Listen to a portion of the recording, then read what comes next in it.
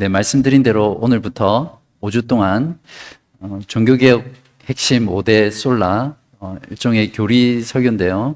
교리 설교를 하도록 하겠습니다.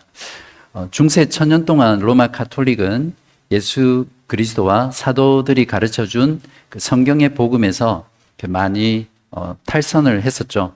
그래서 로마 교회와 교황이 성경보다 더 높은 권위에 있었고요. 오직 그리스도가 아니라 이제 교황이 사람과 그리스도와 하나님의 백성들 사이의 중보자, 또 수많은 성인들, 마리아를 중보자로 숭배했던 그런 교회였죠. 그리고 구원이 하나님의 전적인 은혜가 아니라 인간의 의지, 또 인간의 선택, 또 인간의 노력에 의해서도 달려있다고 가르쳤고요. 또한 오직 믿음이 아니라 믿음 플러스 인간의 행위, 인간의 선행, 인간의 공로를 가르쳤던 교회였습니다. 무엇보다 그 핵심에는 무엇이냐면 오직 하나님께만 영광을 돌려야 될 인간 존재가 인간에게 영광을 돌린 기독교가 바로 중세 1000년이었다. 이렇게 이해를 하시면 되겠습니다. 그래서 종교개혁이 다른 것이 아니라 이런 거짓된 복음의 진리를 하나님의 말씀을 통해 다시 원래 복음으로 회복한 것이 종교개혁이었고요. 그것을 후대 학자들이 또 목회자들이 종교개혁의 핵심 교리 5가지 해서 5대 솔라라는 걸 붙였습니다. 혹시 여러분 5대 솔라 처음 들어보신 분 계신가요? 아마 교리 시간에 참석하셨던 분들은 아마 들으셨을 텐데 그래서 앞으로 5주 동안은 이 5가지 솔라를 통해서 참된 교회가 반드시 지니고 있어야 될 그 핵심적인 복음의 내용을 여러분과 함께 나누도록 하겠습니다. 갈라디아서 1장 7절에서 8절에 보시면 다른 복음은 없나니 다만 어떤 사람들이 너희를 교란하여 그리스도의 복음을 변하게 하려 함이라. 그러니까 복음은 딱 하나밖에 없다는 거죠.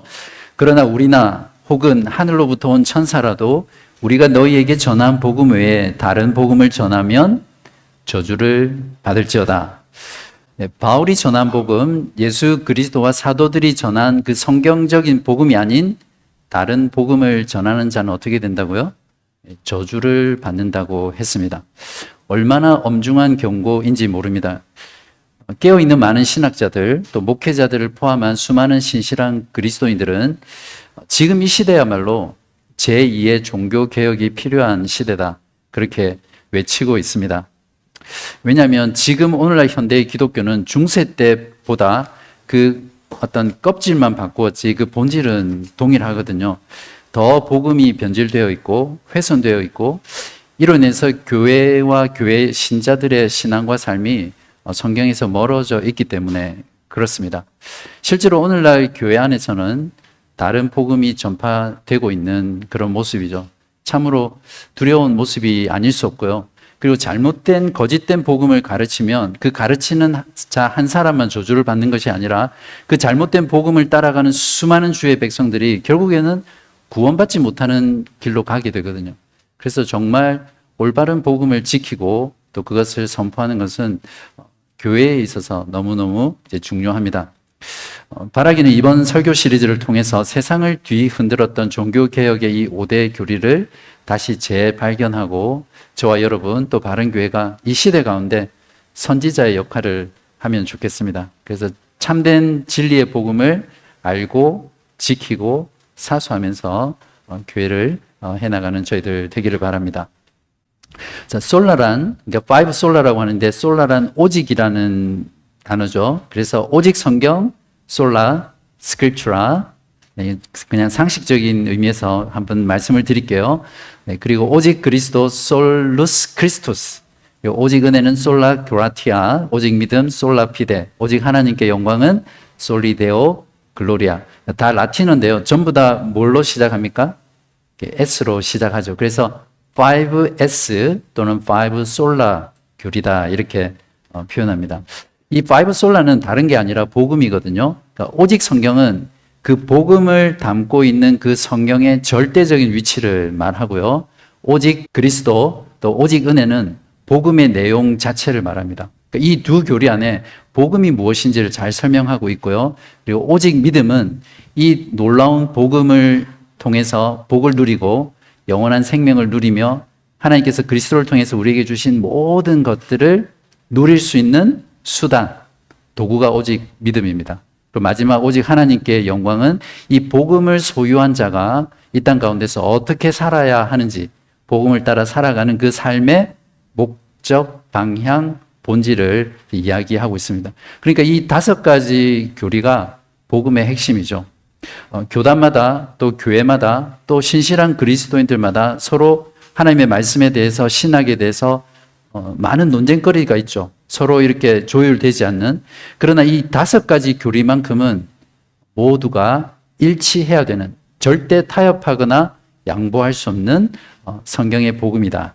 그렇게 우리가 마음 가운데 잘 새기고 계속 말씀을 들으시기 바랍니다.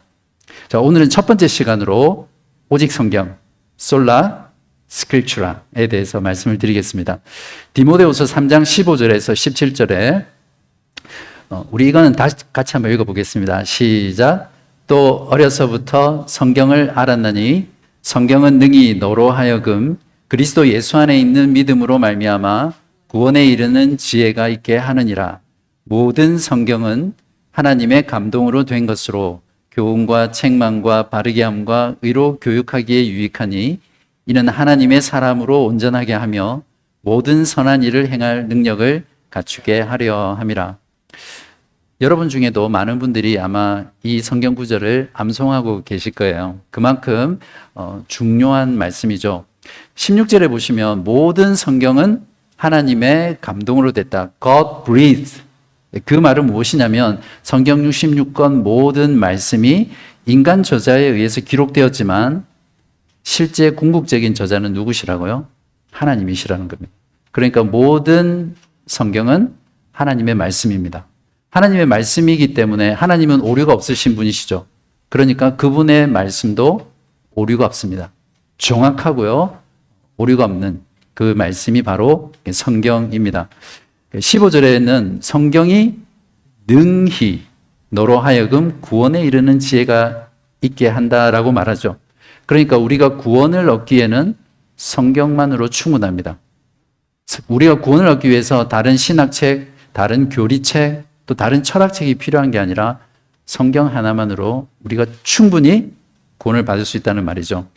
16절에는 성경의 기능을 말하는데요. 교훈, 책망, 바르게 함, 위로 교육하기에 유익합니다. 우리가 거룩해져 가는 과정이나 또 성장과 성숙해져 가는 과정에서 오늘날 신자들도 그렇죠. 세상에 많은 자기 개발, 자기 성장, 또 그런 것들에 의존해서 우리의 인격과 성품이 성장하려고 하잖아요. 근데 오늘 말씀에 보면 그 모든 것도 성경만으로 충분하다고 말하고 있습니다. 17절에는 그러한 성경의 그 역할의 목적이 무엇인지를 말해주는데요. 무엇이라고 말합니까?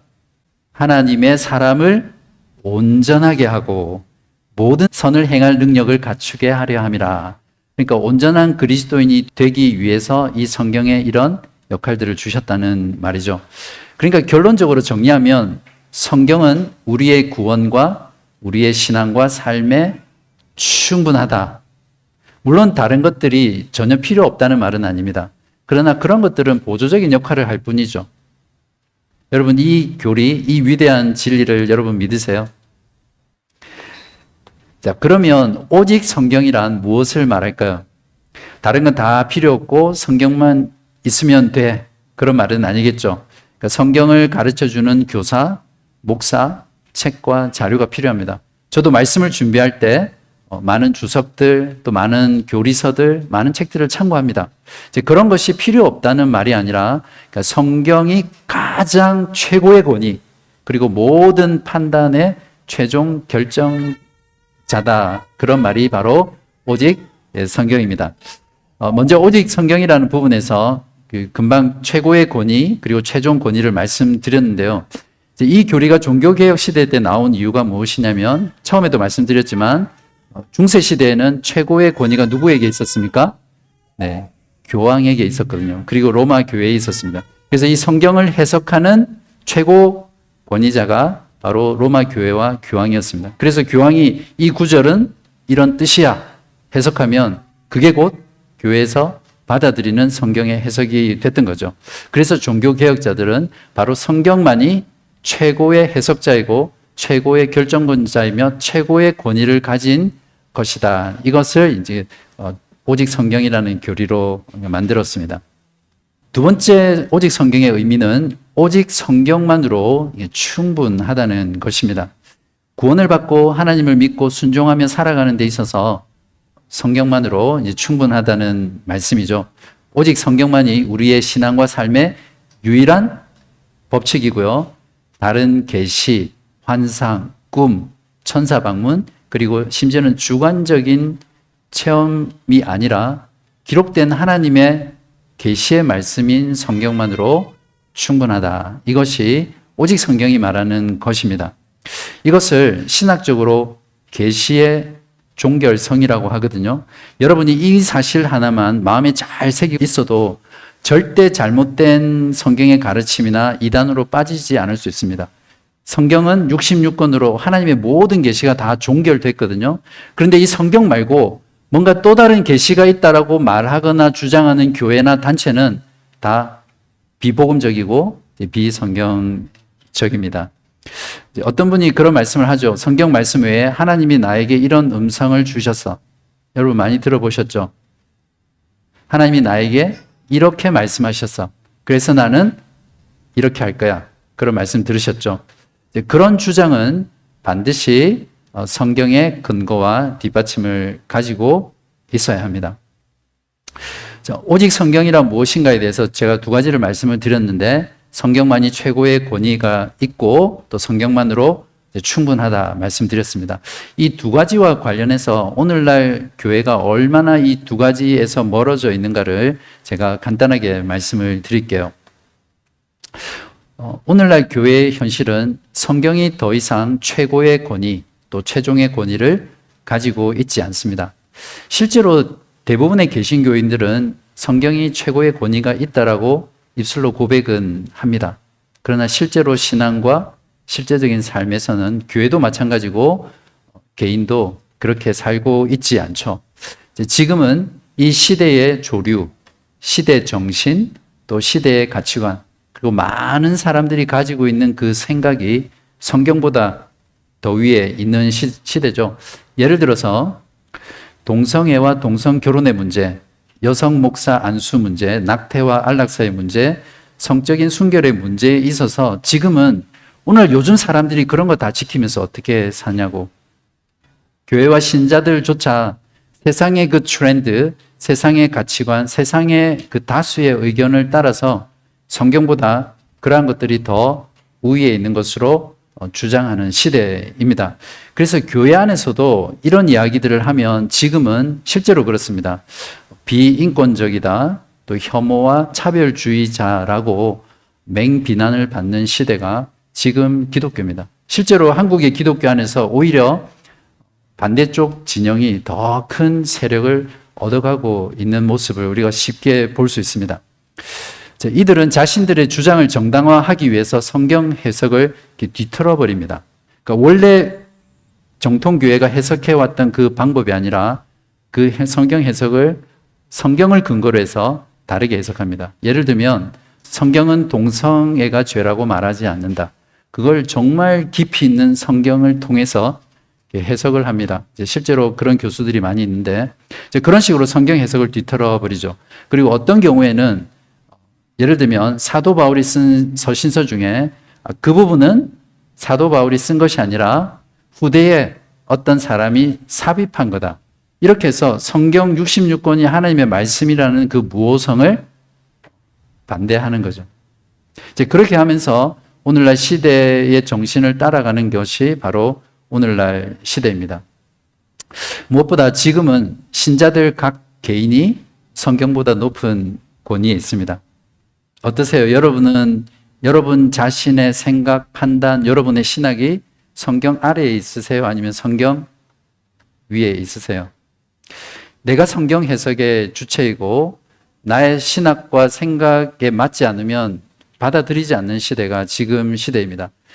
내가 가지고 있는 신앙의 기준에 맞는 설교가 좋은 설교고 은혜 받는 설교죠. 또 그런 것들을 말하고 가르치는 교회가 좋은 교회인 시대입니다.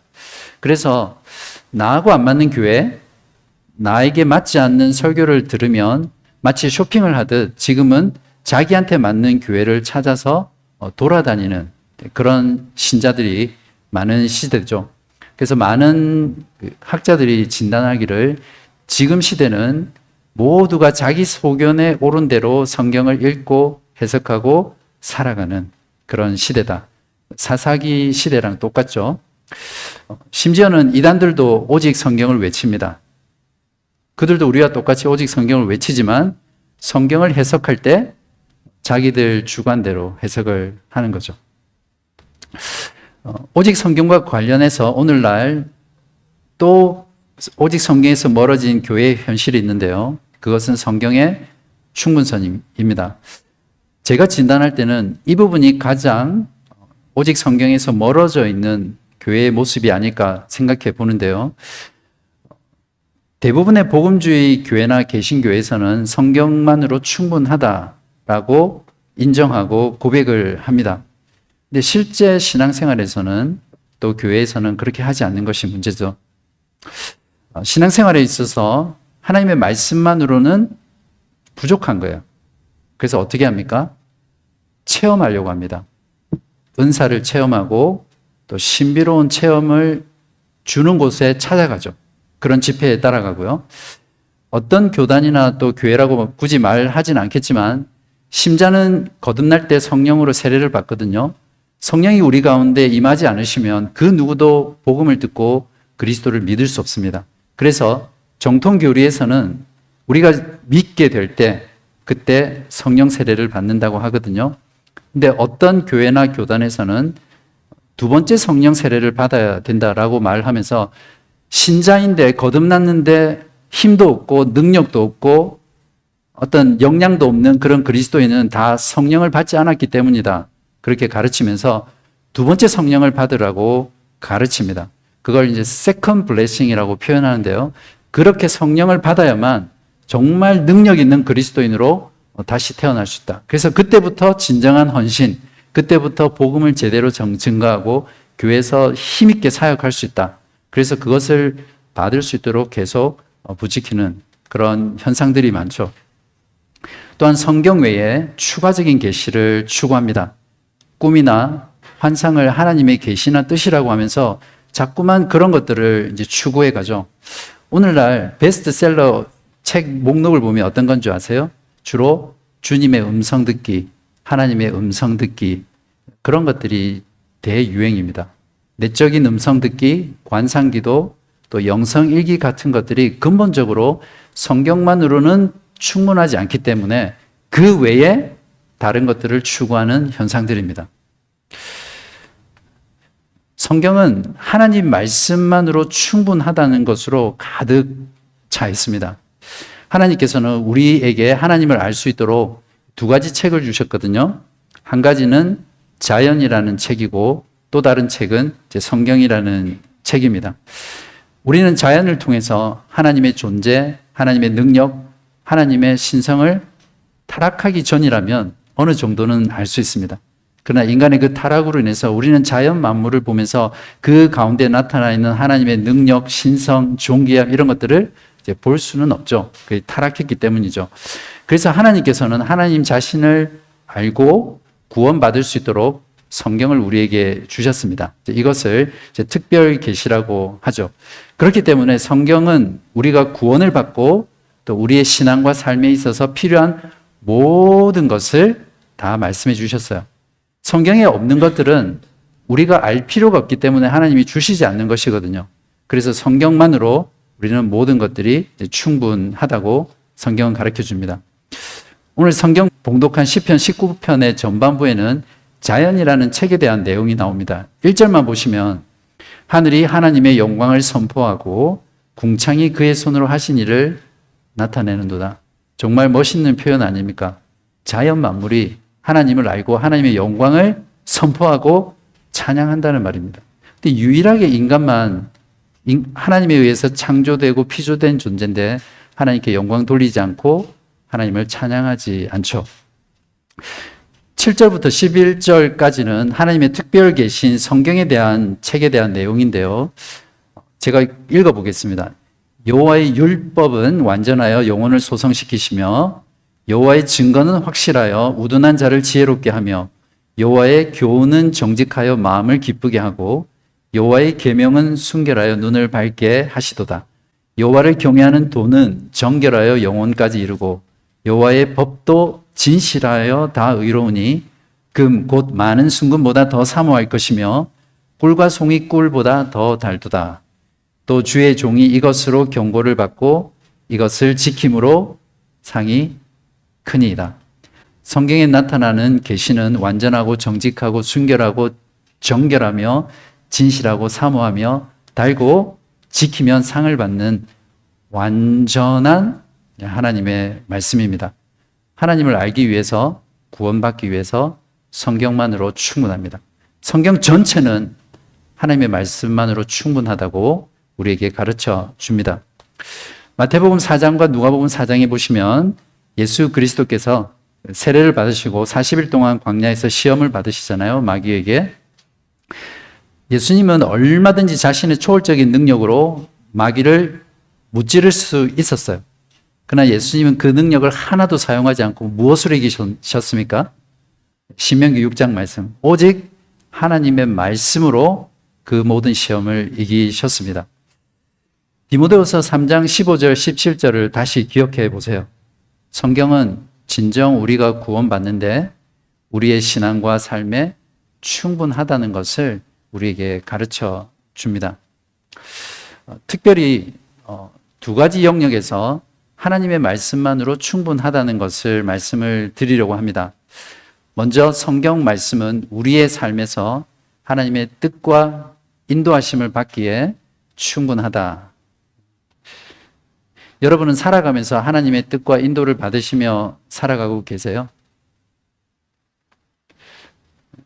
우리가 실제로 살아가다 보면 삶의 많은 영역들이 성경에 나오지 않잖아요. 그러면 성경에서 말하지 않는 그 삶의 선택과 또 결정들을 해야 될 때, 또 어떤 행동을 해야 될 때 여러분은 어떻게 하나님의 인도를 받고 계세요? 성경에는 보면 무슨 직업을 가져야 할까? 또 어떤 직장에 가야 할까? 어디서 살아야 할까? 누구랑 결혼해야 할까? 사업을 할까? 장사를 할까? 그런 것들 성경에 나오지 않죠. 여러분 이런 일들 앞에서 어떻게 하나님의 뜻을 분별하고 또 하나님의 인도를 따라가십니까? 어떤 사람은 이렇게 말합니다. 하나님께 기도하는 중에 하나님께서 나에게 세미한 음성을 주셨어. 그런 간증하시는 분들 많죠. 그러면서 그것이 하나님의 인도, 하나님의 뜻이라고 생각하고 이제 그 길을 선택하고 가는 사람들이 많습니다.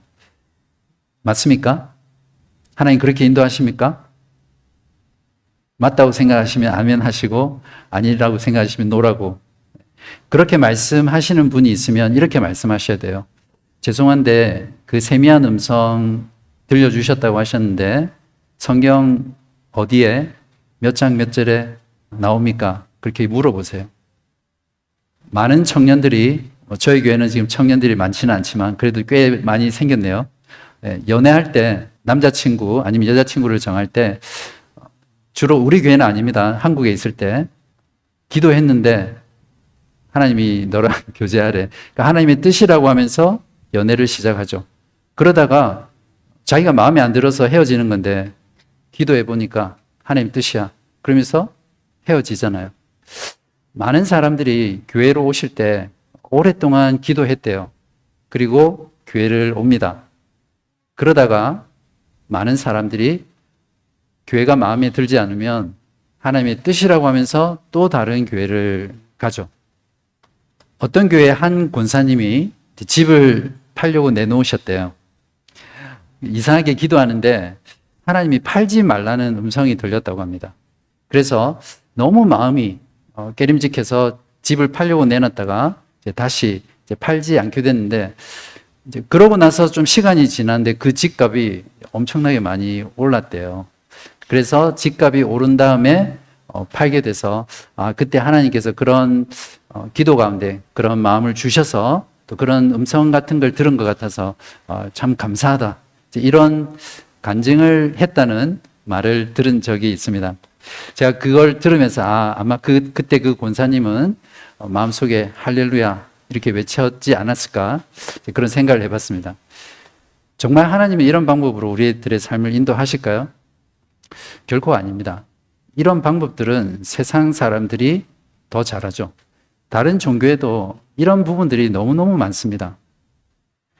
오늘날 많은 그리스도인들이 하나님의 인도를 구할 때 이런 식으로 하나님의 뜻과 하나님의 인도를 구하는 경우가 참 많다는 것들을 보게 됩니다.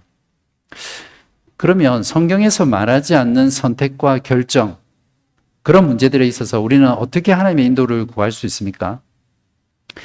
성경이 명백하게 말하지 않는 영역에 대해서는 우선 우리가 하나님의 섭리와 또 우리의 삶을 신실하게 인도하실 것이라는 어떤 신뢰가 있어야 되겠죠. 그 가운데 하나님의 말씀에 순종하고 경건하게 살고자 하는 마음이 있다면 여러분 마음 가운데 원하는 대로 자유롭게 선택해서 하시면 됩니다. 철수와 영희 중에 하나님이 점지해 준 사람이 있는 것이 아니라 내가 이 모든 것 안에서 내가 마음에 원하는 대로 결정을 하시면 됩니다. 그러나 철수와 영희가 있는데 한 사람은 난 크리스찬이고 한 사람은 크리스찬이에요. 근데 이 난 크리스찬이 훨씬 더 내 마음에 들고 매력적이면 이걸 선택하면 됩니까? 안 됩니까? 그렇게 분명하게 우리는 하나님의 뜻을 분별하고 또 인도를 구할 수 있습니다. 반면에 성경에는 우리가 어떻게 살아야 할지, 어떤 선택과 결정을 하며 살아가야 할지 분명하게 말하는 부분들로 가득 차 있습니다. 그리스도를 닮아가는 것, 십계명. 십계명에는 하나님께서 창조한 인간이 이 땅을 살아가면서 해야 될 모든 삶의 도덕적인 내용들이 다 들어있거든요. 하나님을 내 마음과 뜻과 정성과 힘을 다해 사랑해라. 내 이웃을 내 몸과 같이 사랑하라. 그리스도의 산상수훈, 또 거룩, 봉사, 섬김, 구제 이런 모든 것들이 성경 안에 다 들어있습니다. 우리는 이 말씀을 따라 우리의 모든 삶에서 하나님의 뜻을 분별하고 또 그 인도를 구하며 살아갈 수 있습니다. 그렇기 때문에 하나님이 자기 백성들의 삶을 인도하시는 방법은 기록된 성경 말씀과 그 성경 말씀을 통해서 깨닫게 하시는 성령의 인도를 통해서 우리의 삶을 이끌어 가십니다. 여러분 절대 이거 놓치지 마시기 바랍니다. 이것만이 하나님께서 하나님의 백성들을 그분의 뜻 가운데로 이끌어 가시는 하나님의 방법입니다.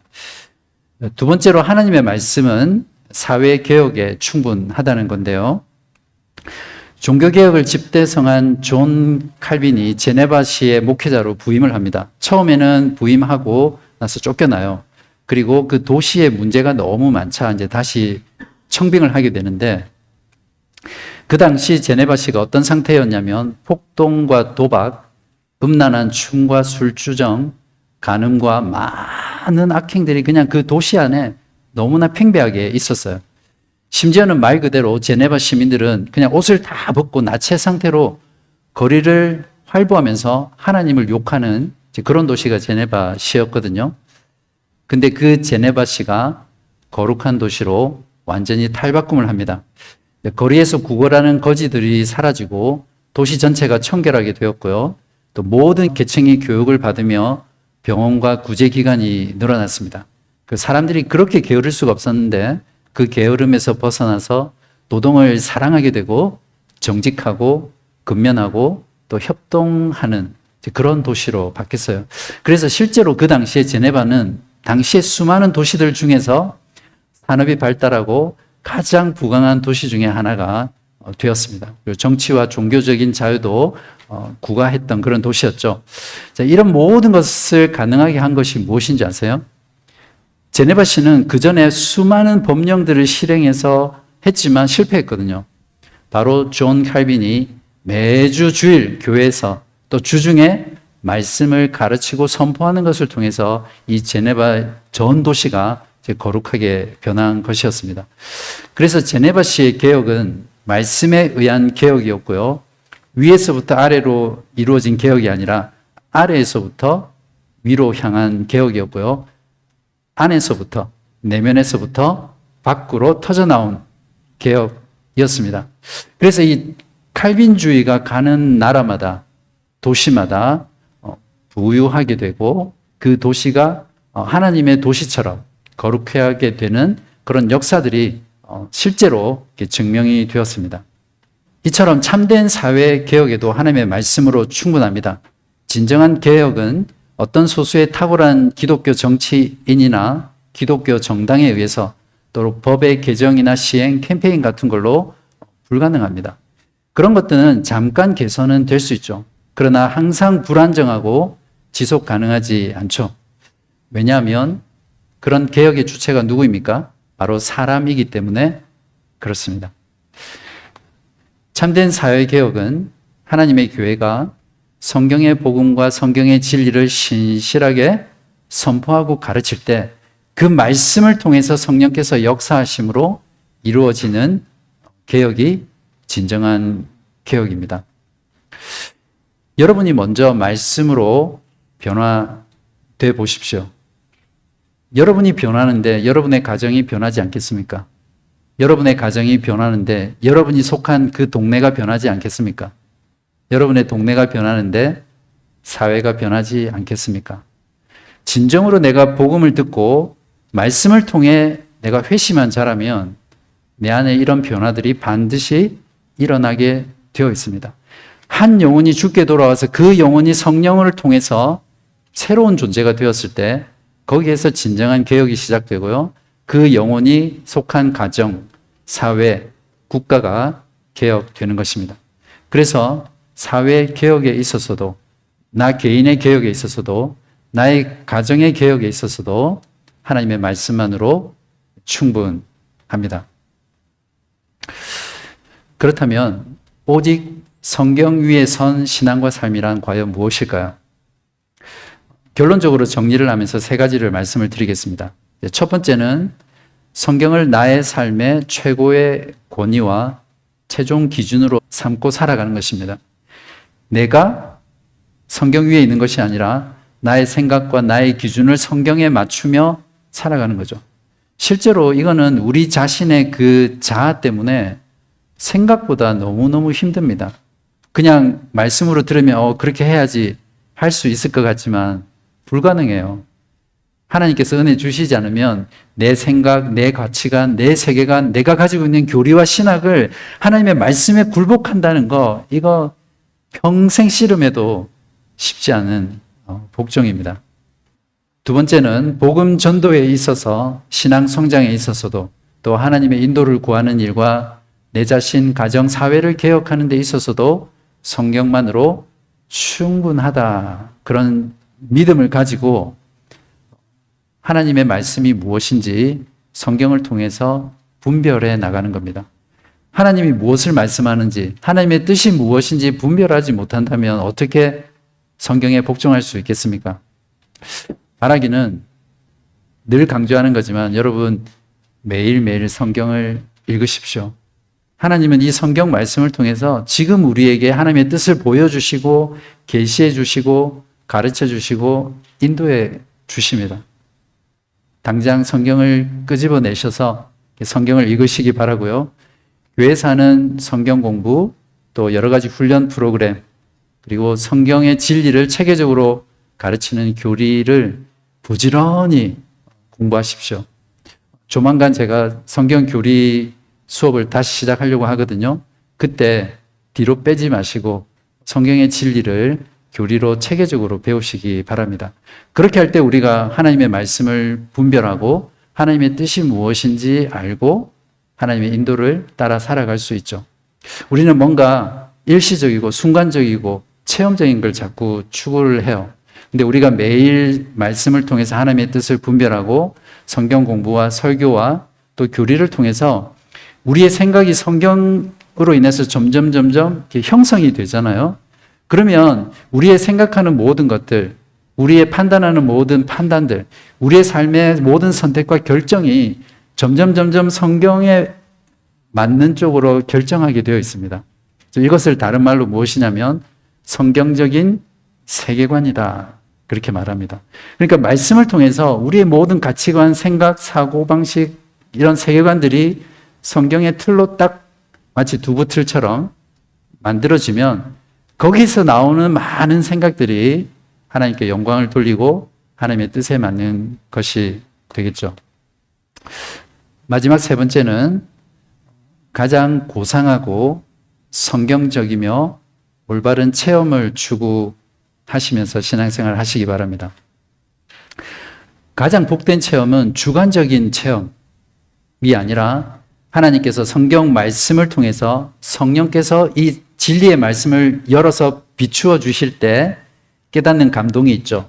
그리고 그 성령께서 말씀을 통해서 인도하는 그것을 경험할 때 그 경험이 가장 고상하고요, 성경적이고 그리스도인이라면 반드시 늘 생활 가운데 이 체험을 하면서 살아갈 수 있어야 합니다. 다른 주관적인 체험, 다른 신비한 체험, 다른 계시가 아니라 성경 말씀을 읽을 때 그 말씀을 성령께서 깨닫게 하시고 그 깨달을 때 오는 감동이 있어요. 아, 이것이 진리구나. 아, 그 말씀 속에 하나님의 성품이 이런 것이구나. 하나님이 나를 향한 계획이 이런 것이구나. 하나님이 나에게 베풀어 주신 구원이 이런 것이구나. 나의 죽음 이후에 영원한 삶과 생명이 이런 것이구나. 그것들을 깨닫게 되면 가슴이 뜨거워지고 우리의 전 삶이 말씀을 따라 살아가고자 하는 열망에 사로잡히게 되어 있습니다. 여러분 바라기는 이 고상한 체험 하시기를 바랍니다. 그것이 오직 성경이 가르치는 참된 체험이기 때문에 그렇습니다. 말씀을 마치겠습니다. 오늘 오직 성경에 대해서 말씀을 드렸습니다. 성경이 최고의 권위를 가지고 있으며 성경만으로 충분하다 말씀드렸습니다. 말세를 살아가는 저와 여러분, 이 오직 성경이라는 이 진리 위에 우리의 신앙을 세우고요. 오직 성경을 따라 하나님을 기쁘시게 하며 또 말씀에 순종하는 그런 복된 주의 백성 되시기를 주님의 이름으로 축원합니다.